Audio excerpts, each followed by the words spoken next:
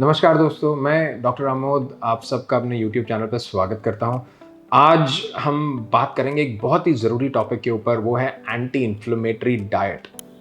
बहुत सारे मरीज़ मेरे पास आते हैं जिनको घुटने का आर्थराइटिस है या रूमेटॉइड आर्थराइटिस है या उनके शरीर में कोई ना कोई इन्फ्लेमेशन की वजह से दर्द है, और वो मुझसे एक सवाल ज़रूर पूछते हैं, और वो ये सवाल है कि सर खाना क्या है और क्या नहीं खाना है। और इस सवाल का जवाब कम शब्दों में दे पाना बहुत ही मुश्किल है। इसीलिए हम आज इसके ऊपर एक पूरा वीडियो बना रहे हैं, और ये वीडियो बनाने के लिए हमारे साथ आज हैं एक्सपर्ट डाइट और होलिस्टिक हेल्थ पे expert Tulika ji. Tulika ji, welcome to our YouTube channel. Thank you so much मुझे यहाँ पे इनवाइट करने के लिए।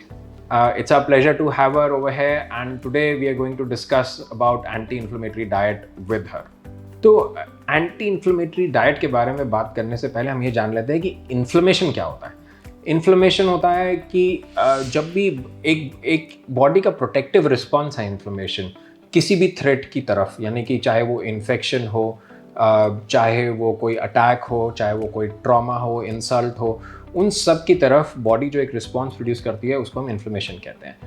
जब ये इन्फ्लेमेशन हालांकि प्रोटेक्टिव है, जब लेकिन ये ज़्यादा हो जाए तो ये प्रोटेक्टिव होने के बजाय बहुत सारा दर्द और बहुत सारे और फीचर्स प्रोड्यूस करता है, जिसे हम कई बार मिनिमाइज़ करना चाहते हैं।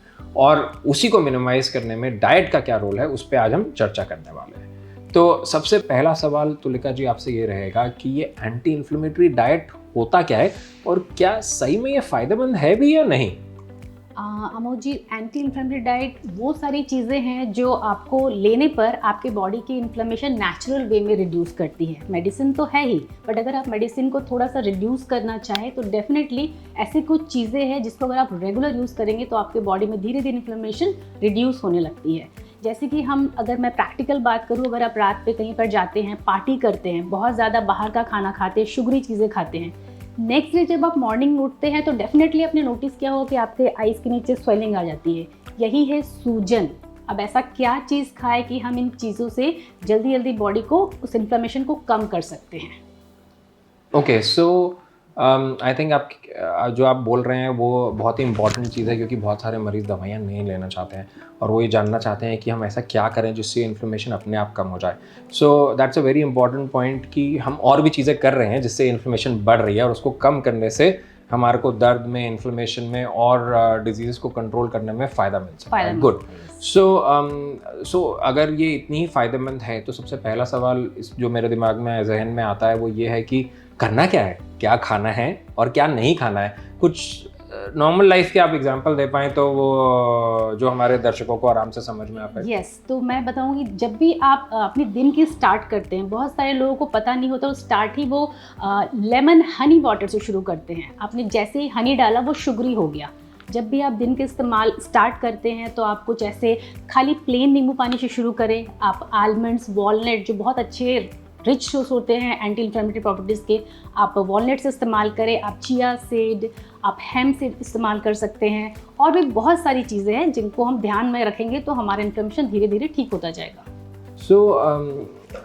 तुलिका जी, अगर ये इतनी ही यूज़फुल है तो इसका मतलब क्या है? मतलब मुझे एक्चुअली लाइफ में चेंज क्या करना है, क्या खाना है, क्या नहीं खाना है? अगर आप एक ब्रॉड आउटलाइन हमें दे पाएँ तो। अमो जी, जनरली जब भी आप खाना खाते हैं तो आपको थोड़ा सा खाने को ध्यान से देखना होगा कि उसमें शुगर कंटेंट कितना है।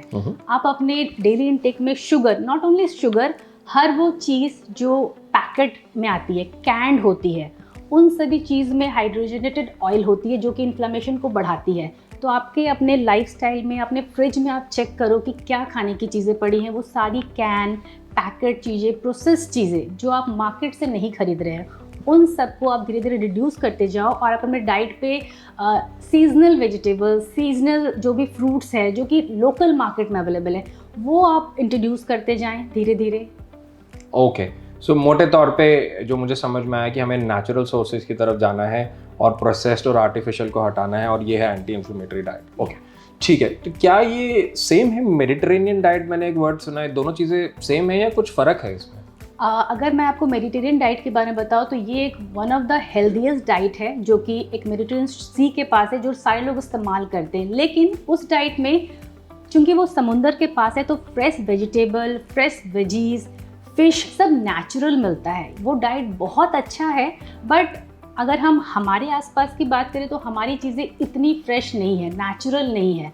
अगर वो चीज़ें यहाँ पर अवेलेबल होती तो उससे अच्छी डाइट तो आई थिंक कोई हो ही नहीं सकती थी। बट चूँकि हमारी अवेलेबिलिटी जो है उसमें बहुत ज़्यादा प्रोसेस चीज़ें मिक्स्ड हो चुकी है, तो हम प्रैक्टिकल बात करते हैं जो हमारे यहाँ पर अवेलेबल है। ओके, सो अगर हम हायरार्की बनाएं तो सबसे ऊपर है मेडिटेरेनियन डाइट, Yes. उसके बाद आता है एंटी इन्फ्लेमेटरी डाइट, है ना? Yes. यही, और नेचुरल की तरफ हमें जाना है मोटे तौर पर, बिल्कुल, ठीक है। बिल्कुल। सो अगर ये मैं चीज़ ट्राई करना चाहूँ तो मुझे इसको कितनी देर ट्राई करना है, और मुझे ये कैसे पता चलेगा कि ये फ़ायदा कर रही है कि मैं ऐसे ही टाइम, पैसा, एफर्ट सब वेस्ट कर रहा हूँ?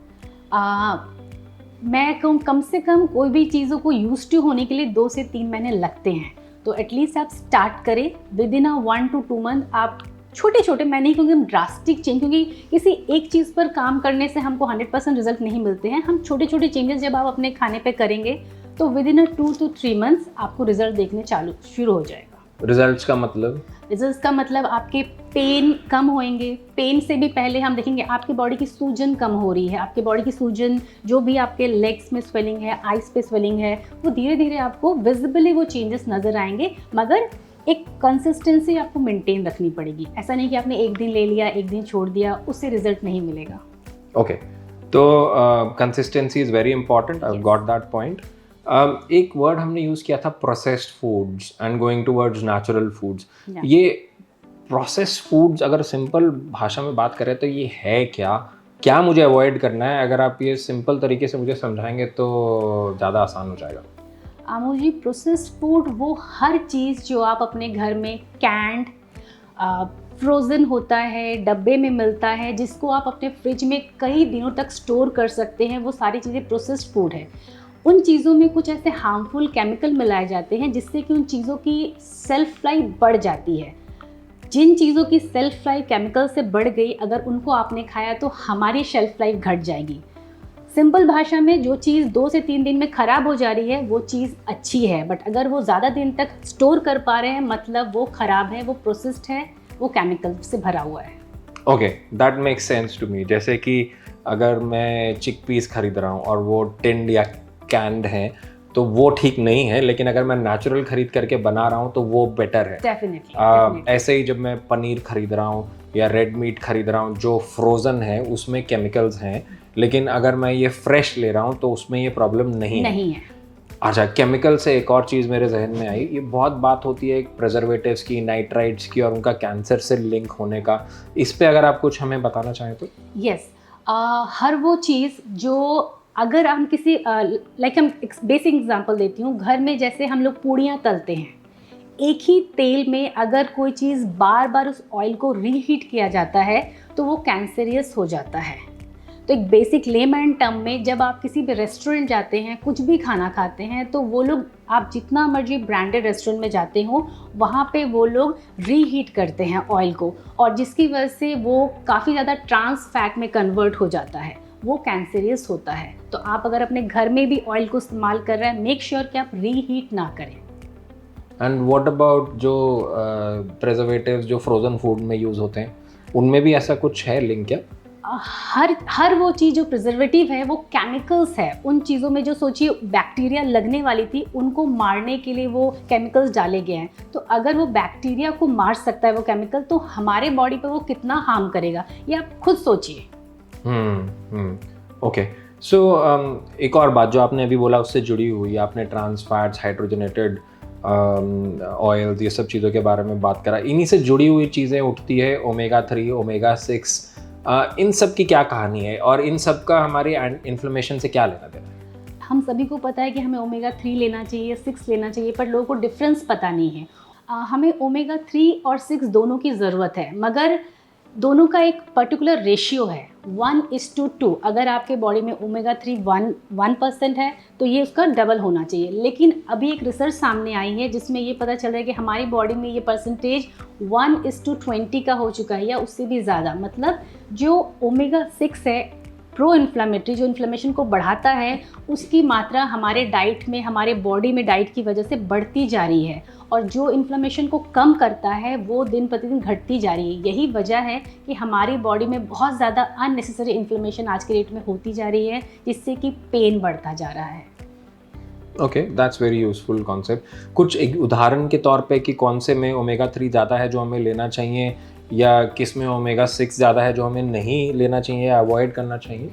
अगर हम ओमेगा 3 की बात करें तो walnuts is the best source. Walnut, chia seed, flax seed और भी कुछ मरीन सोर्स है जो बहुत इंपॉर्टेंट है। अगर इससे डेफिशिएंसी पूरी नहीं होती है तो हम लोग कई बार सप्लीमेंट के लिए भी फिश ऑयल के बारे में कहते हैं।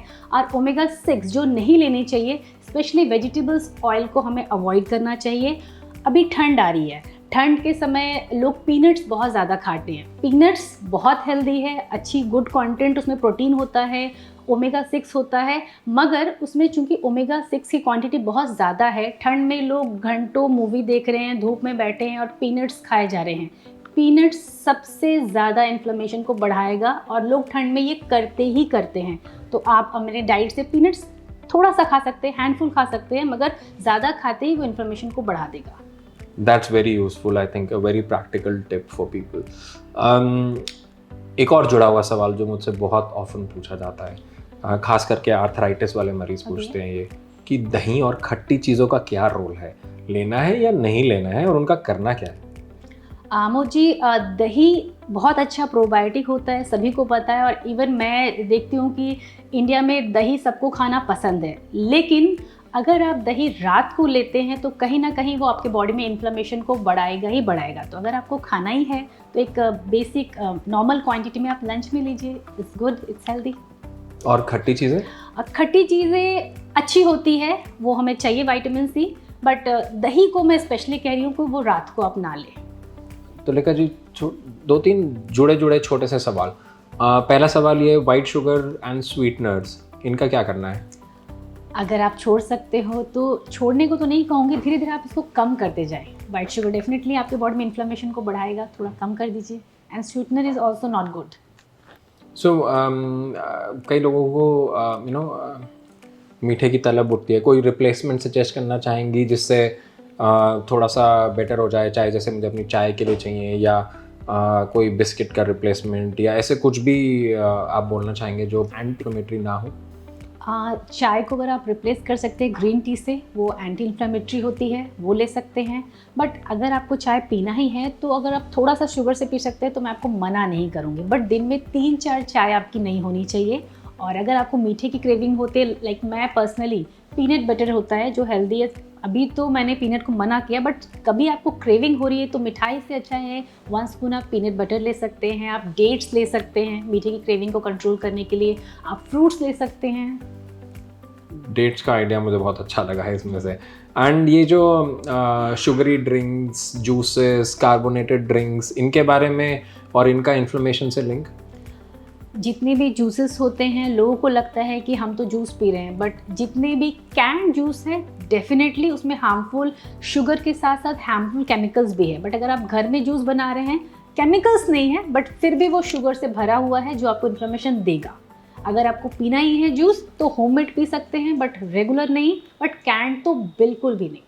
और पार्टीज़ की हमने शुरू में बात करी थी, तो अल्कोहल और स्मोकिंग और इन्फ्लेमेशन का लिंक, क्योंकि मुझे ये पता है कि जब हम पढ़ते हैं रूमेटॉइड आर्थराइटिस और ऐसी इन्फ्लेमेटरी कंडीशंस में, तो उसमें साफ साफ एविडेंस है हमारे पास ये कहते हुए कि इन्फ्लेमेशन का डायरेक्टली स्मोकिंग से लिंक है, एंड उससे ना सिर्फ आपकी डिजीज़ की severity but long term prognosis पे भी फ़र्क पड़ता है। And that is one modifiable factor, यानी कि एक वो फैक्टर है जिसे हम चेंज करके बहुत सारी चीज़ें चेंज कर सकते हैं। Yes. तो शायद मुझे इसका जवाब पता है, लेकिन मैं इसके बारे में फिर भी आपसे पूछना चाहूँगा। यस, जितने भी आप ड्रिंक्स की बात कर रहे हैं, जो भी होता है वो सब डाययूरेटिक होता है, मतलब वो हमारी बॉडी से पानी को खींचता है, डेफिनेटली पानी को खींचता है। हम अक्सर ध्यान दिए होंगे कि हम पार्टीज़ में जाते हैं, हम ड्रिंक्स पीते हैं, बट जब भी हम इस तरह के ड्रिंक्स पीते हैं हमको हाइड्रेट बॉडी को ज़्यादा करना चाहिए।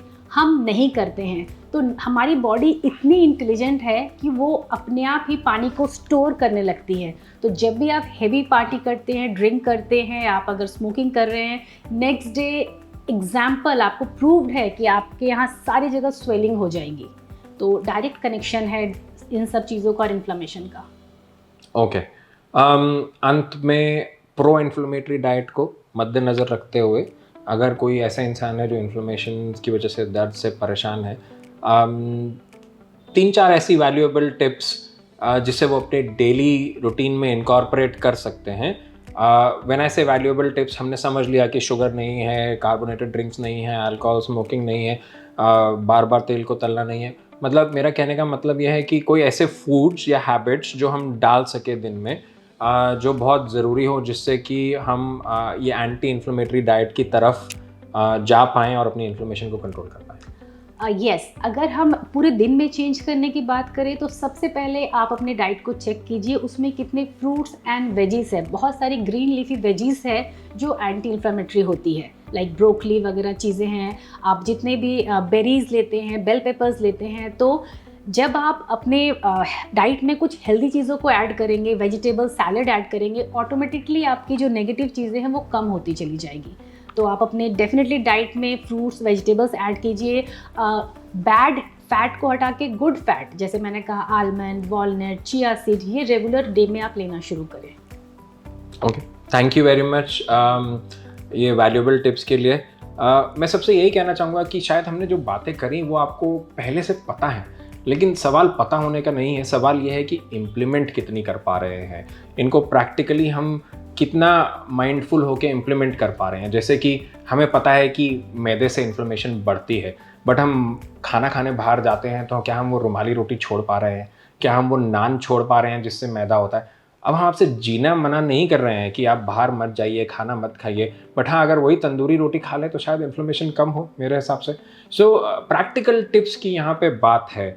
बात ये है कि कैसे हम जीते हुए अपनी इन्फ्लेमेशन को कंट्रोल में रखते हुए, दर्द को कंट्रोल में रखते हुए आगे बढ़ पाएँ। और कई बार ये सारी चीज़ें एक साथ इम्प्लीमेंट करना बहुत मुश्किल लगता है, तो मेरा सुझाव यही रहेगा कि take one step at a time. बहुत सारी चीज़ें हमने बात करी, एक एक चीज़ों को इम्प्लीमेंट करेंगे, एक एक करके चीज़ों को हटाएंगे तो ये इतना बड़ा टास्क नहीं लगेगा। और धीरे धीरे, जैसे तुलिका जी ने बताया कि 2-3 महीने में हमें इस चीज़ का आदत हो जाता है और यही हमारे लिए नॉर्मल बन जाता है। तो लॉन्ग टर्म अपने इन्फ्लेमेशन को और पेन को कंट्रोल करने के लिए ये सारे स्टेप्स जो है बहुत ज़रूरी हैं। और अगर आपको लगता है कि ये वीडियो किसी और की भी मदद कर सकता है तो प्लीज़ उनके साथ शेयर ज़रूर करिए। इन द एंड मैं यही कहना चाहूँगा कि अगर आपको ये वीडियो अच्छा लगा है और आपको लगता है कि किसी और के भी ये काम आ सकता है तो ज़रूर उनके साथ शेयर करिए, लाइक करिए और सब्सक्राइब करना बिल्कुल मत भूलिएगा, क्योंकि उससे हमें इंकरेजमेंट मिलती है और हमें ये इनकरेज करता है कि हम ऐसे आपके लिए और इन्फॉर्मेटिव वीडियोस बनाएं। अंत में मुझे सुनने के लिए बहुत बहुत धन्यवाद। नमस्कार।